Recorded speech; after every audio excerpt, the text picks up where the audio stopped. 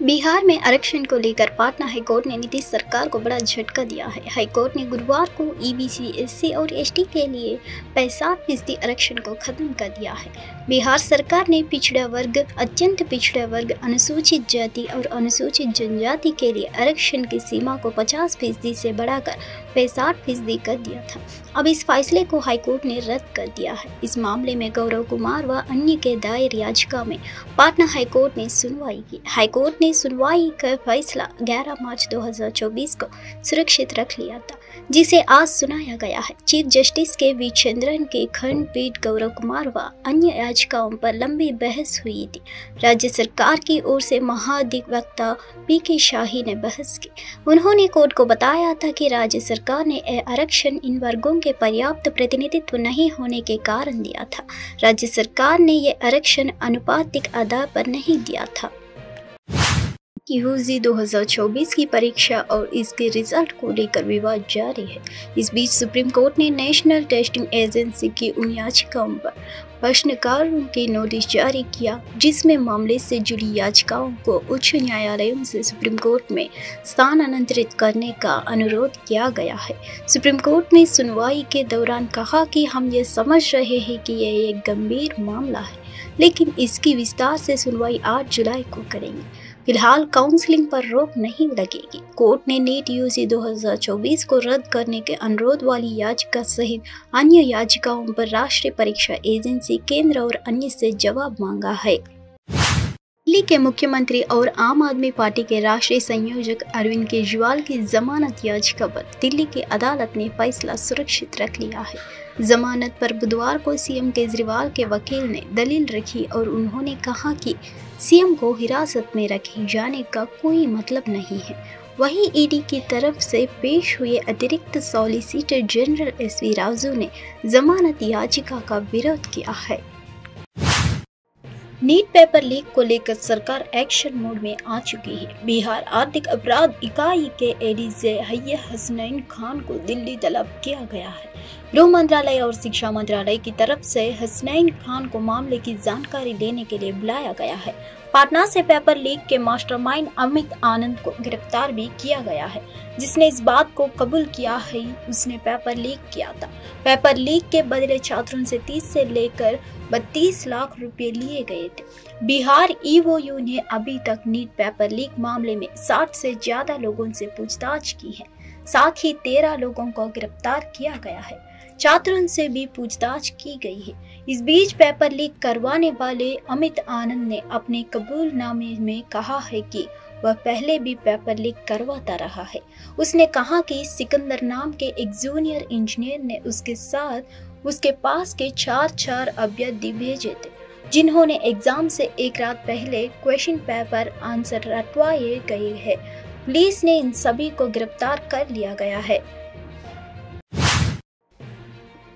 NEET paper leak कांड के mastermind Amit आनंद police गिरफ्तार में है। उसने पुलिस के सामने अपना गुनाह कबूल करते हुए बताया है कि परीक्षा से एक दिन पहले पेपर लीक हुआ था। इसके अलावा वह कई और पेपर भी लीक करा चुके हैं। अमित आनंद ने ये भी बताया है कि एक क्वेश्चन पेपर के लिए 30 से 32 लाख रुपए में डील हुई थी। पुलिस को उसके घर से कुछ पेपर और आंसर शीट जली हुई हालात में मिली। अमित ने पूछताछ में कई और अहम जानकारियां दी हैं। आइए हम आपको बताते हैं इस पूरे मामले में 5 मई से लेकर 18 जून तक क्या क्या हुआ है। इस मामले में अचानक मंत्री और तेजस्वी का नाम सामने आने से हर कोई ये जानना चाह रहा है कि आखिर इनका इस केस से क्या कनेक्शन है। दरअसल सिकंदर कुमार के लिए पद निर्माण विभाग कमरा बुक कराया गया था। बताया जा रहा है कि तेजस्वी के लिए पीए ने एनएचआई के गेस्ट हाउस में सिकंदर कुमार के लिए यह कमरा बुक कराया था। कहा तो ये भी जा रहा है कि सिकंदर रांची की जेल में लालू यादव की सेवा किया करता था। बीजेपी की वरिष्ठ नेता सुरमा पाली गुरुवार को उड़ीसा विधानसभा की स्पीकर निर्विरोध चुनी गई है। नायगार जिले के रानपुर विधानसभा क्षेत्र से 2 बार की विधायक पाली इस पद के लिए अकेली उम्मीदवार थी। किसी अन्य उम्मीदवार के नहीं होने पर कारण पाली को निर्विरोध चुन लिया गया है। प्रोटेम स्पीकर आरपी स्वैन ने विधानसभा के वरिष्ठ सत्र में पार्टी के निर्वाचन की घोषणा की और उन्हें कार्यभार सौंपा है। इसके बाद मुख्यमंत्री मोहन चरण मांझी, उप मुख्यमंत्री केवी सिंह देववा, प्रभाती परिदा, नेता प्रतिपक्ष नवीन पटनायक और सदन के अन्य सदस्यों ने विधानसभा की नई अध्यक्ष को बधाई दी। सुरमा पार्टी पहली बार साल 2004 में बीजेपी के टिकट पर नयागढ़ जिले की रानपुर सीट से विधायक चुनी गई थी। वह 2004 से 2009 तक उड़ीसा में बीजेडी और बीजेपी गठबंधन की सरकार में सहकारिता राज्य मंत्री का भी पद संभाल चुकी है। बीजेपी ने इस बार उड़ीसा विधानसभा में अकेले दम पर बहुमत हासिल करने के बाद सरकार बनाई है। पार्टी को 147 सीट में से 78 सीट पर जीत मिली है।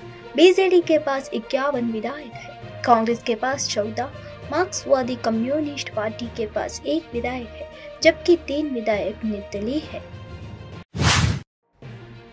मुख्यमंत्री योगी आदित्यनाथ ने गुरुवार को अपने सरकारी आवास पर जनता दर्शन किया है। इस दौरान प्रदेश के विभिन्न कोनों से पहुंचे सैकड़ों लोगों ने मुख्यमंत्री को अपनी पीड़ा सुनाई है। सीएम ने प्रत्येक पीड़ितों से मिलकर उनकी समस्याओं को सुना और संबंधित अधिकारियों का समय सीमा के अंदर समाधान के निर्देश दिए हैं। जनता दर्शन कार्यक्रम में महिलाएं, पुरुष व युवाओं के अपनी अपनी समस्याओं से अवगत कराया। मुख्यमंत्री योगी आदित्यनाथ ने गुरुवार सुबह ही अपने सरकारी आवास पर जनता दर्शन में पहुंचे प्रत्येक पीड़ितों से मुलाकात की। सीएम ने उसकी समस्याओं को सुना, फिर संबंधित अधिकारियों को निर्देश दिया कि पीड़ितों को समय सीमा के अंदर न्याय मिले। किसी भी स्तर पर कोताही बर्दाश्त नहीं की जाएगी।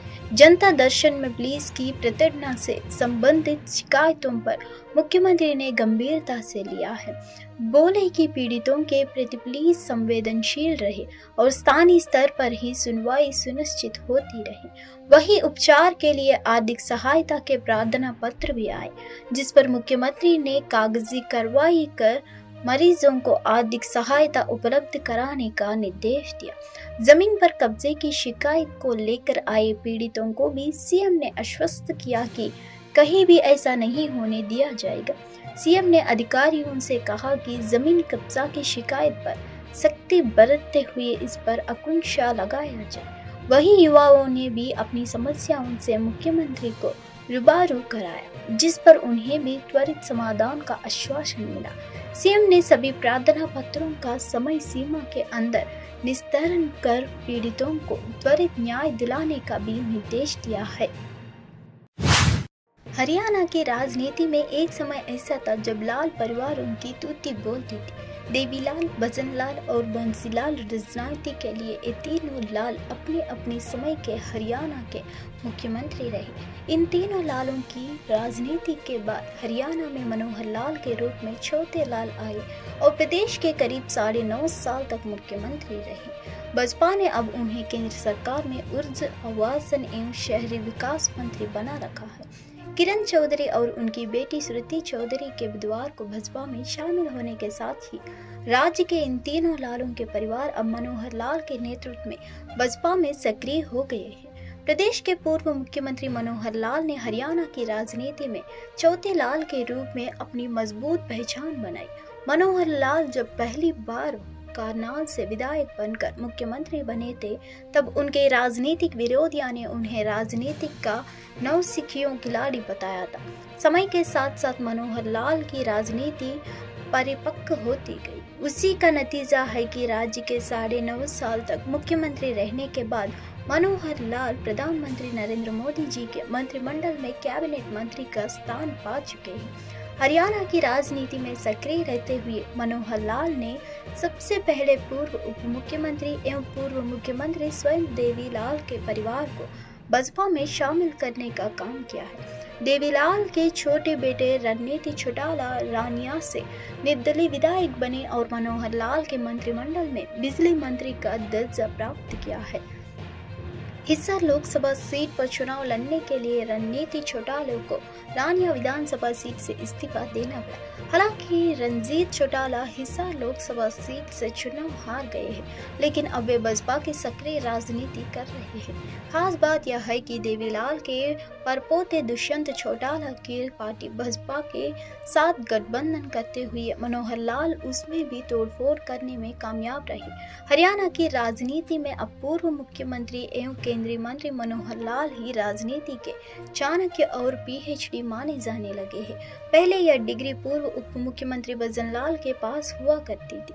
मनोहर लाल ने जिस तरह से देवीलाल, भजन लाल और भांसी लाल के परिवारों को बसपा में शामिल कर लिया है, उससे यह संदेश गया है कि प्रदेश की राजनीति के असली चाणक्य मनोहर लाल ही हैं। किरण चौधरी और उनकी बेटी श्रुति चौधरी को बसपा में शामिल कराने के बाद मनोहर लाल ने कहा कि उनका शरीर भले ही कांग्रेस में रहा हो, लेकिन मन हमेशा बसपा में ही रहा है।